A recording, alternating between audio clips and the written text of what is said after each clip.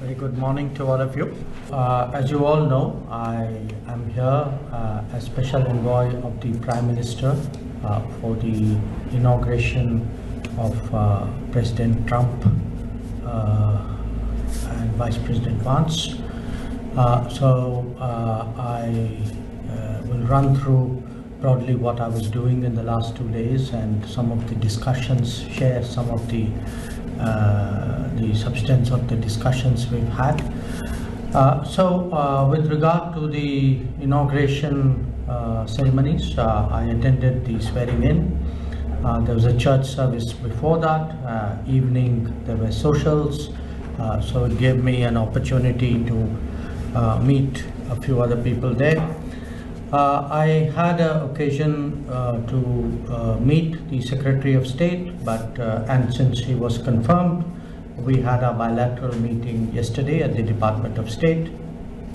And there was also a Quad Foreign Ministers meeting because all the Quad Foreign Ministers were here for the inaugural. Separately, I met National Security Advisor Mike Waltz. I had met him in December when I came. During the course of my stay, I also had the opportunity to interact with Speaker Johnson, with Majority Leader Senator Thune. I made the acquaintance of 6 cabinet members of the incoming of the administration which has come in. So that's broadly in terms of the activities of the last 2 days. If I were to share my overall impressions, I would say one, it was very clear that the Trump administration was keen to have India present at the inaugural itself, and they're clearly prioritizing the bilateral relationship.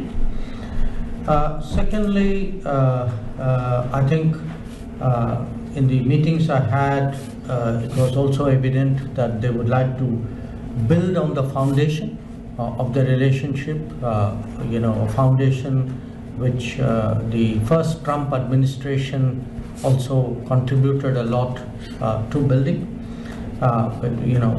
President Trump and Prime Minister Modi at that time took a number of initiatives, and we have seen that mature in many ways. The third impression was with regard to the Quad.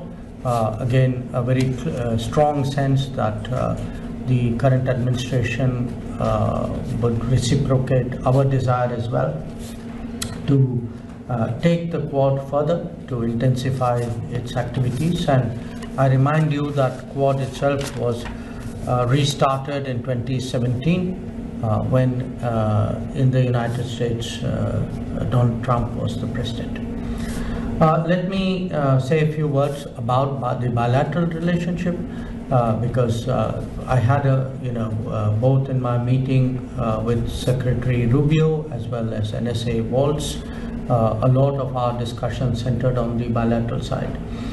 And in many ways, I think between us and the Trump administration, we approach the world both with a clear-eyed sense of our national interest, belief in the mutuality of benefits in any interaction.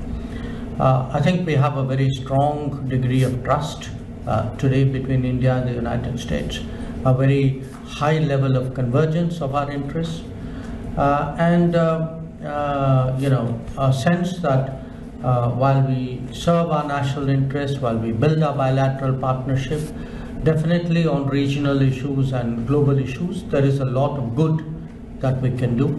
So that sense of global good was also very evident conceptually in what we discussed.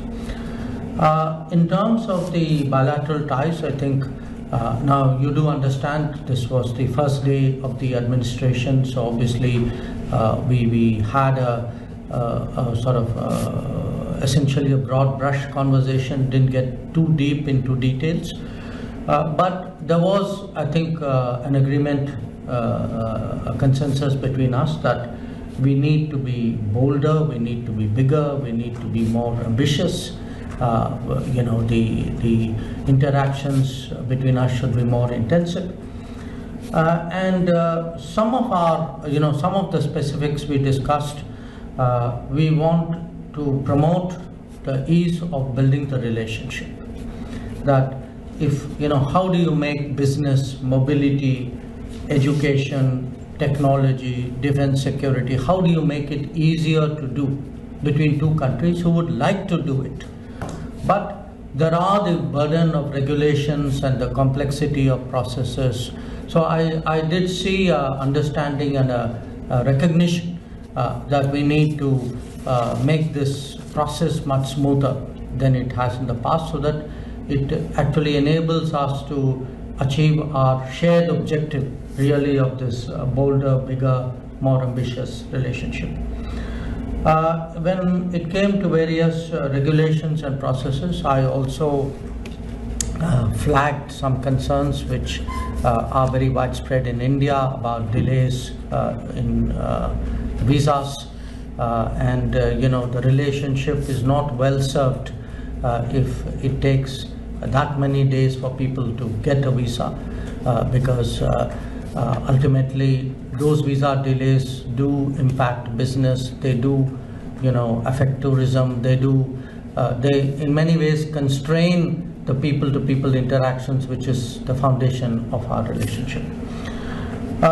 When I spoke about the strong trust between us, I think we would like to translate that trust more and more into an actual partnership. So whether it's technology, whether it's an industrial partnerships, education, defense, security, really we are open in all domains. I think today the enthusiasm and the levels of comfort are very strong between India and the United States. So it was really a question, we were competing with each other to say, look, how much faster, how much further we can take this relationship, and how best we can do that. Just want to say a few words about the Quad as well, and then I'll be happy to respond to any questions or comments you have. For Secretary Rubio and Foreign Minister Iwaya of Japan, this was the first Quad meeting that they were attending. Minister Penny Wong and I had done quite a few before. So in a way it was a sort of a stock taking of the Quad. So each one of us came in with where we thought we were, but there was a very, I would say, animated exchange of ideas, and the sentiment in the room was very much that Quad is a collaborative activity, and therefore it's important to continuously refresh it, to keep doing more and more, to keep adding substance. And I think we ended on the note that this year India would be hosting the Quad Leaders Summit. So between now and the summit, what are the new ideas, the fresh activities that we could contemplate? So we felt that this was something which our team should get to work to, and we ourselves as ministers committed ourselves to monitoring it and meeting as required.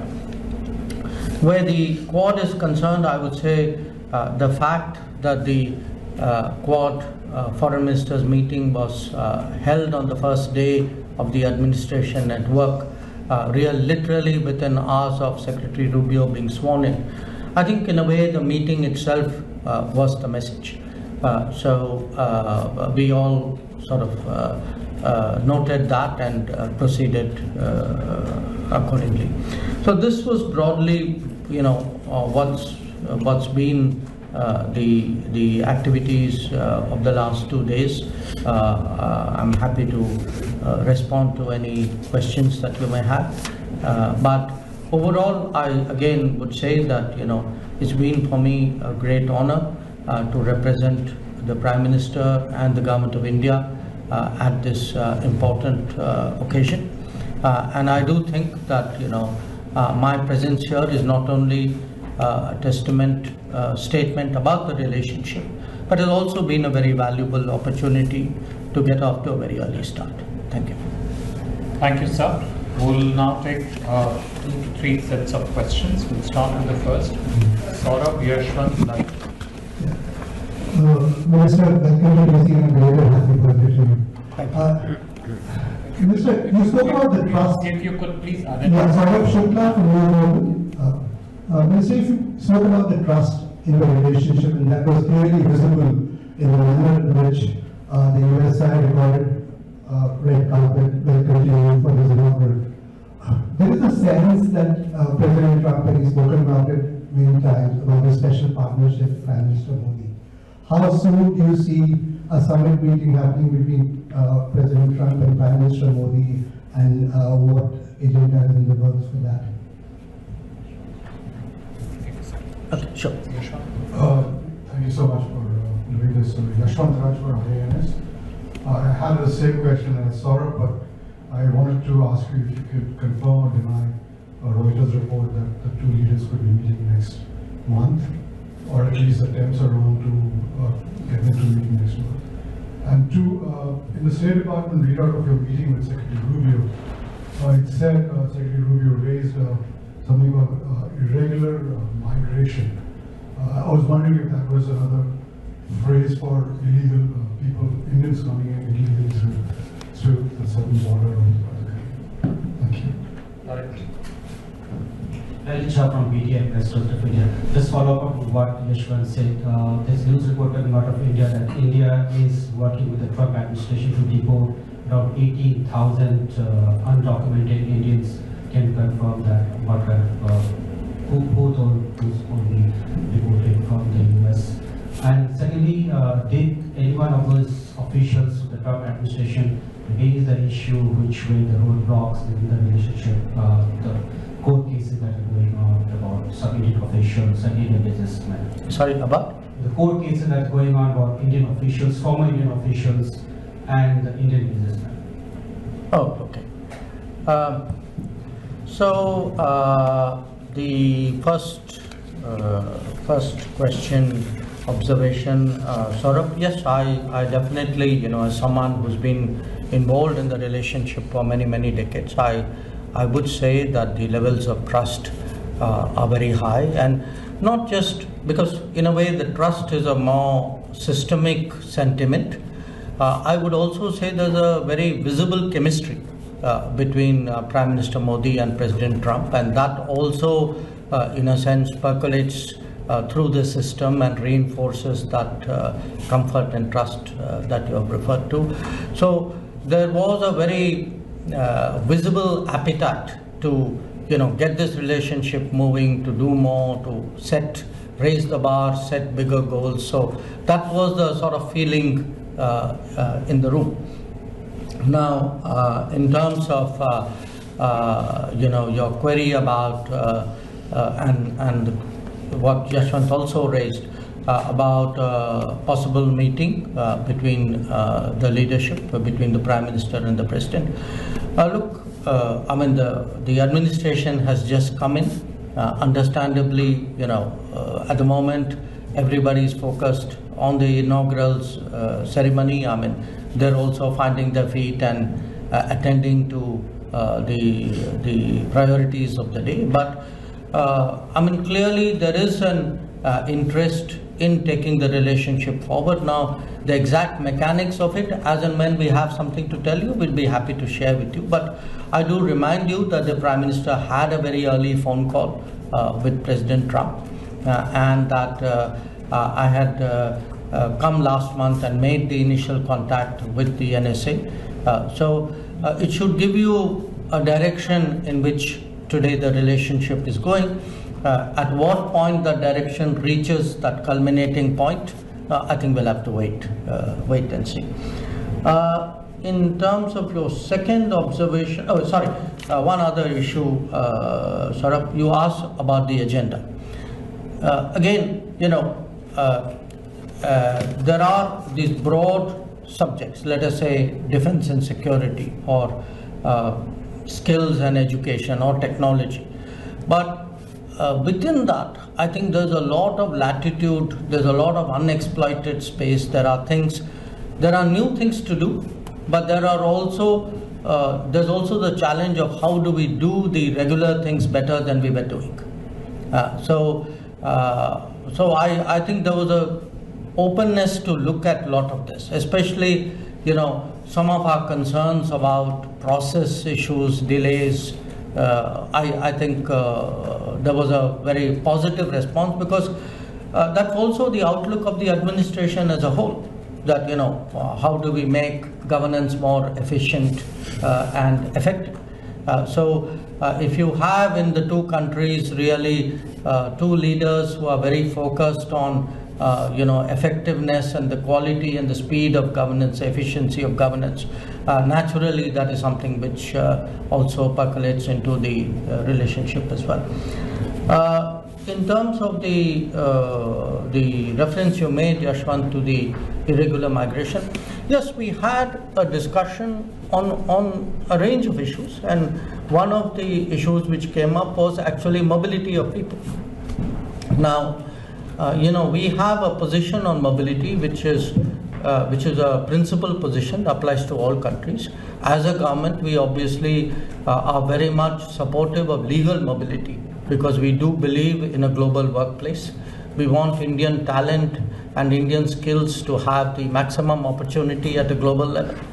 At the same time, we are also very firmly opposed to illegal mobility and illegal migration, because you also know that when something illegal happens, many other illegal activities get joined onto it. And it's not, this is not desirable, it's certainly not reputationally good. We have, with every country, and the US is no exception, we have always taken the view that if there are any of our citizens who are not here legally, if we are sure that they are our citizens, we have always been open to their legitimate return to India. So it's not a position unique to the United States.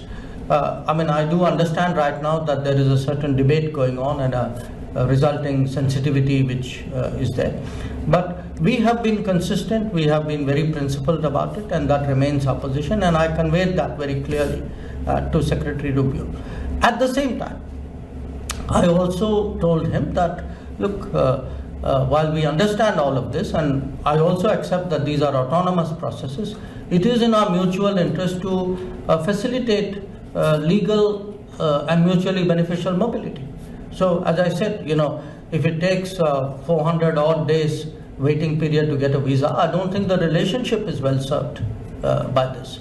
So I think he also noted that point. So let us see how we take that forward. But while I've seen some numbers, and I'm moving now to Lalit's question here, I've seen some numbers. I caution you about them, because for us a number is operative when we can actually validate the fact that an individual concerned is of Indian origin.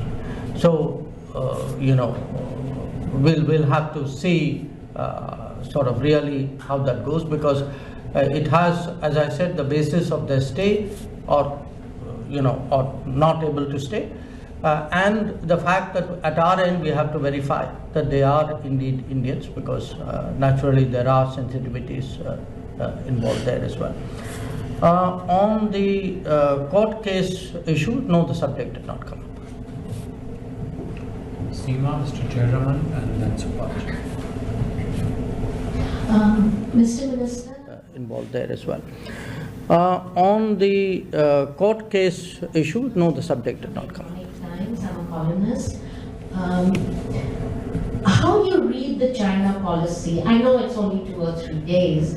Given the fact that President Trump has gone beyond what the US law says on TikTok, gone against the US Supreme Court judgment, and wants to cut a deal on TikTok, does it tell you that he is willing to sort of overlook national security concerns? So what's your read so far on China policy? Because from India's point of view, that would be an important policy, right? How he executes it. Mr. Jeremy. Good morning, Mr. Foreign Minister. This is Vishnu from News India Times and South Asian Herald. What are the primary concerns you are personally hearing from Indian American lawmakers, policy experts, and community organizations? And did you get a chance to convey these concerns to the US officials? And what is your sense on how they are trying to engage with India?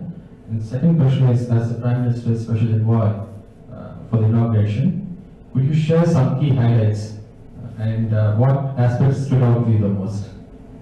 Thank you. So, Pakistan Kanwa from Punjab Post and Third Eye Media. So, my question is not related to today's event. Lots of my colleagues, they have already asked. I will take you back in last year, जब आप अमृतसर में गए थे, तो पंजाब के लोगों ने आपके सामने एक बात रखी थी, ट्रेड विद पाकिस्तान, और उसके बाद आप पाकिस्तान भी गए और दो इशू हैं ट्रेड के, और जो पाकिस्तान से ड्रग आ रही है उसके साथ लॉ एंड ऑर्डर की सिचुएशन बहुत खराब है पंजाब में। वहाँ के पुलिस स्टेशन जो है उनकी दीवारें ऊंची की जा रही हैं और वहाँ के जो रास्ते हैं 8 बजे रात को बंद कर दिए जाते हैं। सो इंडियन गवर्नमेंट का इसके बारे में एजेंडे के ऊपर कहाँ है ये तीन चीजें, trade with Wagah border, through Wagah border, and drug and law and order in specially in border areas. Thank you.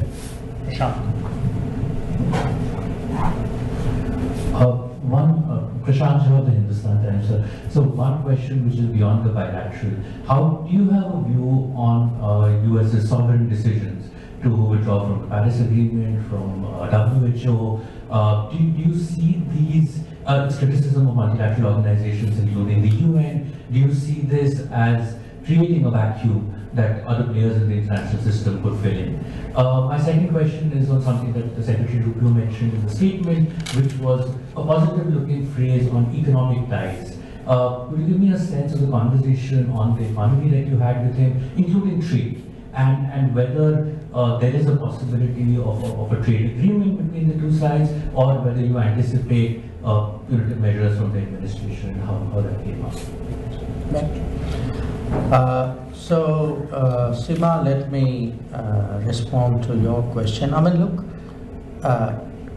what is the policy of an American administration towards China is either for the Americans to explain or the Chinese to comment.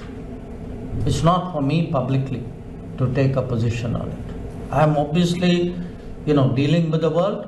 We obviously reflect on various developments. What I can say, as someone who's come here, interacted with, the key foreign policy figures of the administration certainly, is the positive sentiment they have for our country and for our relationship. If you ask me, okay, go beyond that, the bit I can share with you is, what we discussed during the Quad. And during the Quad, the sentiment was very clear that the Indo-Pacific is a very crucial region, that it's important, that there is stability there is security there is a respect for law. I think some of it was very succinctly captured in that statement which was there. But beyond that, another bilateral relationship for me to comment publicly, I don't think really would be appropriate. Regarding Mr. Jairam and your question about Indo-American lawmakers, I did encounter. I sort of bumped into Mr. Thanedar at the inaugural ceremony. I think I saw Ami Bera at a distance, but I didn't really have an opportunity because, this visit, one entire day really was focused around the inauguration events, and yesterday on the Quad and the bilateral. So this is not an occasion where I can say anything more because I've not had a chance to spend time with them. On the inaugural highlights, look, I mean, to me, though I have been dealing with this country for more than 40 years, it was the first time I was myself at an inauguration. and obviously, you know, it was something which was very impressive. As I said, you know, I was there at the Rotunda observing the swearing in, and between the prayer service and the social occasions, you know, you got a flavor really of the sentiment, or the, you know, the interaction of various people who are there, their enthusiasm. I mean, what I saw was really a very confident, upbeat, you know, incoming administration. I mean, that feeling that, look, we need to get things done, and where India is concerned, that you are a partner with whom we can get things done, that because there is already a strong chemistry between the President and the Prime Minister. There is a previous administration with whom, you know, which we were the same at that point of time, that there is that history of working together. So that buoyancy and that confidence which I saw generally, you know, I mean, if you look at it, I mean, the last 48 hours, I mean, it's been an extraordinarily active administration, and not just last 48 hours, they were actually very active even before they actually assumed office. So I think that energy which I could experience, I can tell you in many ways is fully reflected on the Indian side, and we would certainly like to use that to take our relationship to a higher level. Satpal ji, जो आपका जो प्रश्न जो था trade with Pakistan, देखिए, trade हमने तो बंद नहीं किया, जो किया तो उनके प्रशासन ने जो 2019 में जो निर्णय लिए गए कि भारत के साथ व्यापार नहीं करना, वो उनके साइड से था। तो हमारा जो ये इस मुद्दा के बारे में हमारी जो चिंता जो थी, शुरू से हमारा हित था कि हमें MFN स्टेटस मिले, कि हम पाकिस्तान को MFN स्टेटस देते थे, वो हमको देते नहीं थे। तो आज पिछले साल के बाद ऐसी कोई पाकिस्तान के साथ बैठ के ऐसी कोई बात नहीं हुई व्यापार के बारे में, ना उनके यहाँ से कोई ऐसा इनिशिएटिव आया है। जो ड्रग्स के बारे में जो आप कह रहे हैं, वो तो सबको जानकारी है इसमें कि वहाँ से ड्रग्स काफ़ी संख्या में आते हैं, और ये चिंताजनक विषय है। और जो वहाँ जो लॉ एंड ऑर्डर, अगर आप पाकिस्तान की लॉ एंड ऑर्डर बात कर रहे हैं या बॉर्डर एरिया के लॉ एंड ऑर्डर, हाँ, देखिए, जो हमारे यहाँ जो इंटरनल अफेयर्स हैं, आप जानते हैं कि मैं देश के बाहर जाके इसके बारे में टिप्पणी नहीं करता। तो हमारे जो भी एडमिनिस्ट्रेटिव चैलेंजेस हैं, हम निपट लेंगे उसके साथ। ये तो हम पर ही निर्भर है कि हम इसको कैसे रिस्पॉन्स करें। जो आपका जो है Prashant, your question on you know what is our reaction? Look, every country has a sovereign right to take decisions, you know, about what are their international commitments and responsibilities. So we can have our respective views on it. I mean, obviously, it's not necessarily identical for countries, but I think that's a decision they have taken. You know, I mean, different countries may have their own view of and their own stance in that regard. But you know, it is their decision. So I leave it at that. On your issue on economic, you know, you asked me, give me a sense of the economic discussion. There was a discussion both with the Secretary as well as with the NSA. Not in detail again. I mean, please do appreciate, I mean, that we were running a tight timeline. We had you know, also a quad to do. But the overall sense is, look, there are a lot of opportunities here.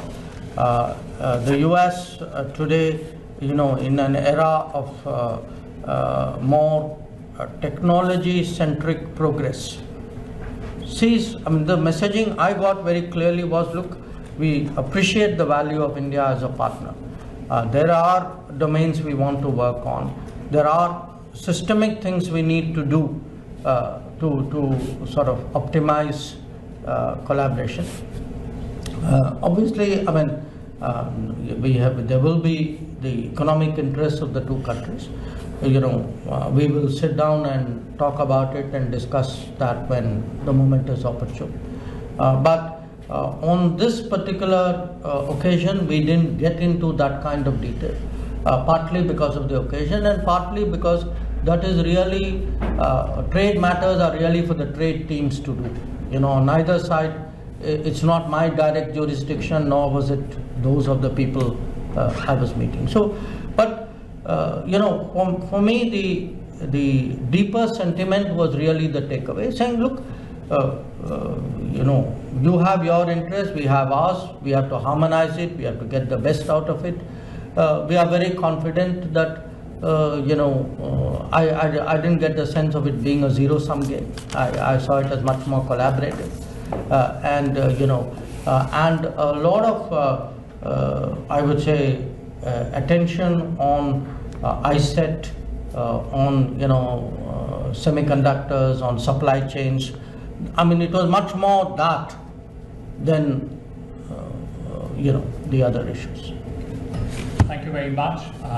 The Prime Minister has another engagement. Okay, Ms. Poonam, I think got left out. No, last question. Sorry, we have another engagement here. Yes, please, ma'am.